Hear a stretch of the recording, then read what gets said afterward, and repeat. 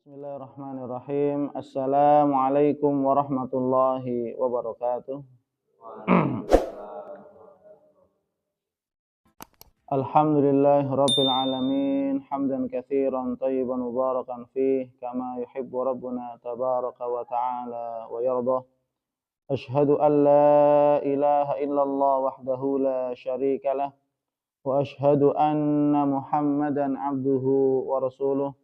Allahumma salli wa sallim wa zid wa barik ala nabiyyina Muhammadin sallallahu alaihi wasallam wa ala alihi wa ashabihi wa man ihtada bihadihi wa istanna bisunnatihi ila yaumiddin, amma ba'd. Alhamdulillah, mari kita awali majlis ilmu ini dengan baca doa talabul ilmi. Bismillahirrahmanirrahim. Rabbi zidni ilman. Allahumma anfa'ni bima 'allamtani wa 'allimni ma warzuqni ilman yanfa'uni. Amin. Amin ya rabbal alamin. Alhamdulillah, kita bersyukur kepada Allah Subhanahu wa taala. Allah Subhanahu wa taala yang Maha Pengasih lagi Maha Penyayang, yang Maha Lembut, Maha Kuasa atas segala sesuatu, dan kita semuanya berada di bawah kuasa Allah Subhanahu wa taala.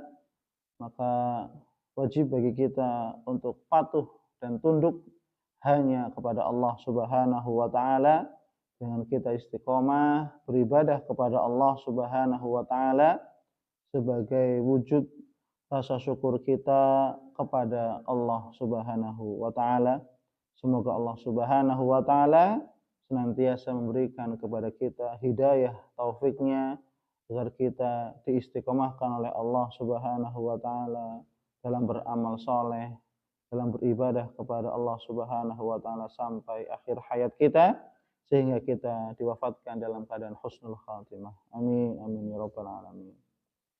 Insyaallah pada kesempatan ba'da subuh kali ini, hari Jumat, kita akan melanjutkan pembahasan tentang Kitabul Kabair, dosa-dosa besar. Nah, kita masih berada di dosa besar yang ke-19, yaitu berkhianat dalam mengambil harta ghanimah, baitul mal, dan zakat, atau berkhianat dalam pengelolaan harta umat. Dalam hadis Nabi kita yang mulia Muhammad sallallahu alaihi wasallam memberikan peringatan bahwasanya orang-orang yang mereka mengambil harta umat, baik itu harta ghanimah, harta zakat, Rasulullah SAW memberikan sanksi hukuman, yaitu dengan dibakarnya harta yang diambil, kemudian diberi hukuman bagi yang mengambil dengan cara dipukul. Ya, sebagaimana sabda Rasulullah SAW dalam hadis yang diriwayatkan oleh Imam Abu Daud dalam hadis yang sahih, anna Rasulullah sallallahu alaihi wasallam wa Abu Bakar wa Umar. Ya, jadi 3 masa. Bahwasanya Rasulullah sallallahu alaihi wasallam, wa Abu Bakar dan Abu Bakar radhiyallahu anhu, wa Umar radhiyallahu anhu, harraqu mata'al ghal wa darabuh. Bahwasanya Rasulullah sallallahu alaihi wasallam, Abu Bakar, Umar, harraqu mata'al ghal. Mereka semua membakar barang bawaan, perlengkapan atau bekal, ya, orang yang mengambil harta ghanimah. Jadi Rasulullah SAW membakar barang bawaan yang menjadi perlengkapan atau bekal yang dibawa oleh orang yang mencuri harta ghanimah. Jadi yang dicuri, yang dibakar harta orang yang mencuri, ya, bukan harta ghanimahnya tadi. Ya.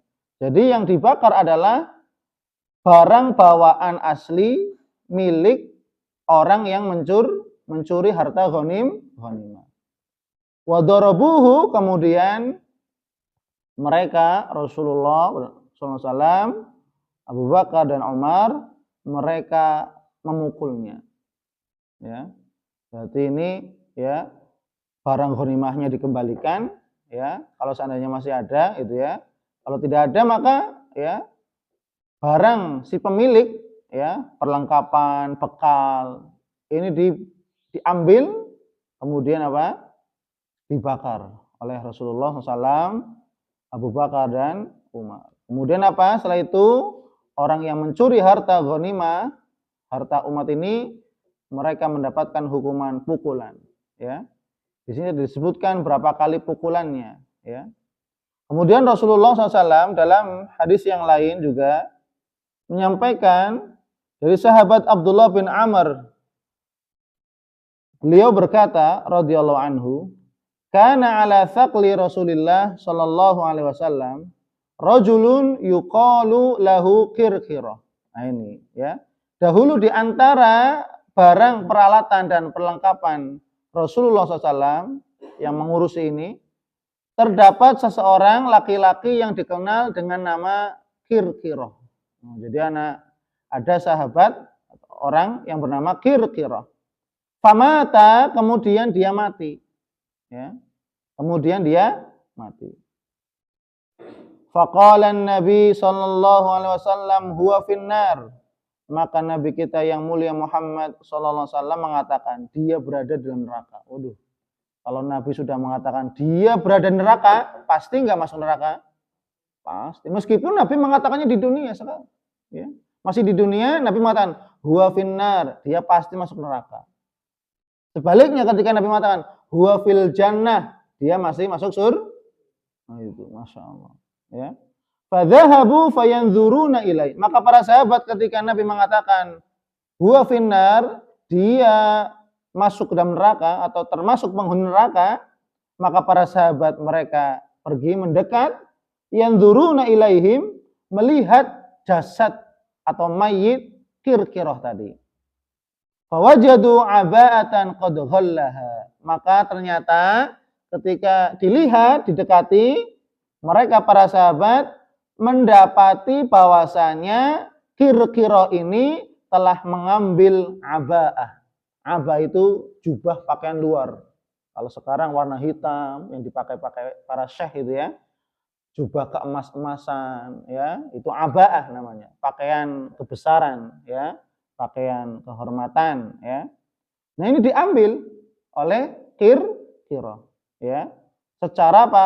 Khianat ya. Artinya mengambil barang ghanimah secara khianat ya. Maka hakikatnya Rasulullah SAW mengetahui ini bukan karena memang Rasulullah tahu, tapi karena tadi diberikan ya informasi oleh malaikat Jibril. Mengatakan huwa finnar. Para sahabat menyangkanya, loh kan dia ikut jihad bersama kita Rasul. Bawa barang perlengkapan, peralatan jihad. Tapi Nabi mengatakan huwa finnar. Dia berada dalam neraka. Kenapa? Karena tadi dia Kirkirah mengambil atau mencuri barang ghanimah, yaitu berupa aba'ah, yaitu pakaian luar. Kemudian dalam hadis yang lain Rasulullah SAW juga pernah menyampaikan khutbah, ya, khutbah di Mina, di mana ini ketika haji wada, ya, haji wada, khutbah perpisahan Rasulullah dengan umat Islam, di mana Rasulullah SAW bersabda, inna dima'akum wa amwalakum wa a'radakum alaikum haramun, kahurmati yaumikum hadha fi syahrikum hadha wa fi baladikum hadha. Inna dima'akum, sesungguhnya darah-darah kalian, wa amwalakum dan harta-harta kalian, wa aradakum dan kehormatan-kehormatan kalian, alaikum atas kalian, haramun diharamkan. Artinya darah, artinya apa? Tidak boleh dibunuh, tidak boleh ditumpahkan dengan cara dibunuh dan seterusnya. Harta kita haram bagi muslim yang lain. Ya, tidak boleh dirampok, ya. Tidak boleh dicuri, diambil, dipaksa, nggak boleh. Wa'aradakum dan kehormatan kita itu diharamkan untuk dijatuhkan, untuk dihinakan. Tidak boleh kita menghinakan kehormatan kaum muslimin. Maka diharamkan haram ka hurmati yaumikum hadza. Sebagaimana keharaman hari kalian ini. Kenapa? Karena pada saat itu sedang haji. Haji termasuk Dzulhijjah, termasuk bulan yang diharamkan. Maka sebagaimana darah kalian diharamkan, artinya tidak boleh saling bunuh-membunuh. Kemudian harta kalian diharamkan, artinya tidak boleh saling mengambil harta tanpa hak. Ya. Kehormatan kalian diharamkan, tidak boleh saling mencaci, menghina, ya, mencederai kehormatan saudara muslim kita. Sebagaimana kemuliaan keharaman hari ini, yaitu apa? Hari haji, bulan Dzulhijjah. Wa fi syahrikum hadza, dan sebagaimana di bulan kalian ini, yaitu bulan Dzulhijjah. Wa fi baladikum hadza, dan sebagaimana di tanah kalian ini, yaitu tanah haram, yaitu Makkah al-Mukarramah. Ya. Maka ini menjadi pengingat bagi kita semuanya bahwasanya darah kita haram ditumpahkan. Tidak boleh saling bunuh-membunuh, harta kita diharamkan, tidak boleh saling mengambil secara paksa tanpa hak. Wa aradukum, dan juga kehormatan kita pun diharamkan untuk dijatuhkan, dihinakan, dinodai, dan dicederai. Ya. Kemudian dalam hadis yang lain, Rasulullah SAW juga bersabda, ya, orang yang mencuri harta zakat, harta umat, la yaqbalullahu sholatan bi ghairi tuhurin wala sadaqah min ghulul. Nah, ini. Allah Subhanahu wa taala tidak menerima salat orang yang tanpa bersuci. Jelas. Ya, ini yang pertama. Orang yang sholat tanpa wudhu, tanpa bersuci, jelas tidak diterima oleh Allah Subhanahu wa ta'ala. Kemudian yang kedua, wala shadaqatan min ghulul, dan tidak menerima sedekah ataupun zakat dari harta yang diambil dari harta ghanimah secara khianat. Ya. Maka orang-orang yang, ya, mereka mengambil harta zakat ghanimah secara khianat, ya, sedekahnya tidak terima, ya, salatnya juga tidak diterima oleh Allah Subhanahu wa taala. Kemudian dalam hadis yang terakhir, sebagaimana yang dinukil oleh Imam Az-Zahabi rahimahullah, beliau pun mengatakan, ya, Rasulullah SAW bersabda, Rasulullah sampai-sampai tidak mau mensolati jenazah orang yang mengambil harta ghanimah, harta zakat secara khianat. Ya. Inna rajulan ghalla fi ghazwati Khaybar. Sesungguhnya ada seorang laki-laki yang pernah mengambil sesuatu secara khianat dari harta ghanimah pada perang Khaybar. Famtana'an Nabi sallallahu alaihi wasallam minas shalah alaihi. Maka Nabi sallallahu alaihi wasallam tidak mau mensolatinya. Kenapa? Karena dia telah mengambil harta ghanimah dari perang Khaybar. Wa qala, kemudian Nabi mengatakan, inna sahibakum ghalla fi sabilillah. Sesungguhnya teman kalian ini telah mengambil sesuatu secara khianat di jalan Allah. Para sahabat enggak tahu, Rasul, kenapa engkau tidak mau mensolatinya? Maka Rasul mengatakan, sesungguhnya teman kalian ini, ya, telah mengambil sesuatu secara khianat, mencuri, gitu ya, harta rampasan perang atau harta perang fi sabilillah. Fafatashna mata'ahu, maka ketika para sahabat mendengarkan ini, para sahabat atau kami, ini perawinya itu Zaid bin Khalid al-Juhani, langsung segera memeriksa mata'ahu, ya, perbekalan atau barang-barang bawaan dari tadi, ya, orang yang mati tadi.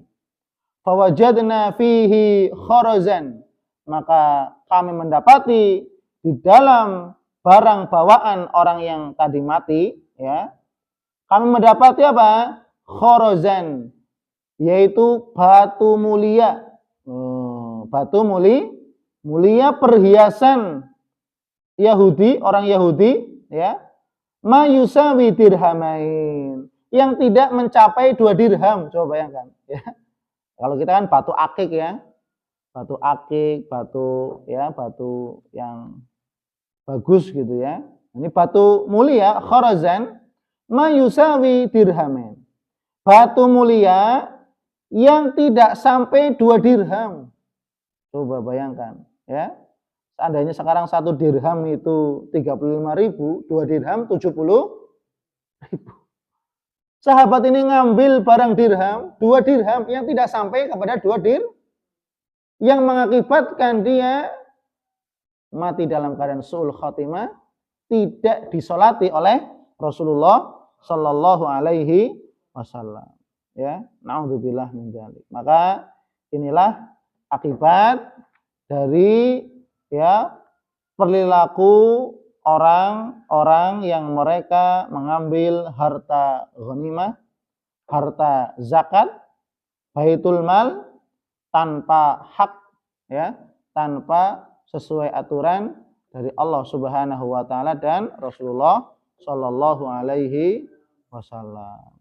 Semoga Allah Subhanahu wa taala senantiasa menjaga kita, melindungi kita dan berikan hidayah kita agar kita diberikan jalan atau menempuh mengambil harta-harta yang halal, dijauhkan dari jalan-jalan yang haram.